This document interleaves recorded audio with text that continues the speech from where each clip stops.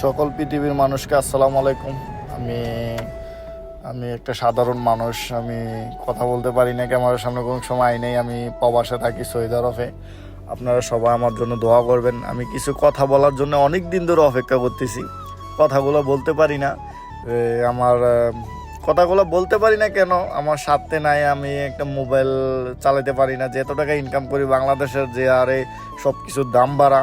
মুদি দোকানে যাইব, ফ্যামিলি চাইল কিনতে গেলে চাইলের দাম যে কত আছিল এখন কত টাকা, রাস্তায় বাড়িব গাড়ি ভাড়া কত টাকা, মানে বলার কোনো কিছু নাই। একটা মানুষে অবিচারে অত্যাচার করছে। আমি দেখেছি প্রবাসে দেখে কাজ করে বাংলাদেশে টাকা পাঠাই, আমাদের রেমিডিস দিয়ে কিন্তু অনেক লোক চলে, কিন্তু দেখা গেছে অবিচারগুলো করে এই যে নেতা পাতা ঘরে ঘরে যেই লোকগুলা দেখেছে ভাত খেতেও ভাত পায় না, হেয়ারও আছে না, মানুষ চিনে না, মানুষের উপরে মানুষে হাত তোলে, এটা কিন্তু ঠিক না। ঠিক আছে, তো আপনি থানায় যাবেন।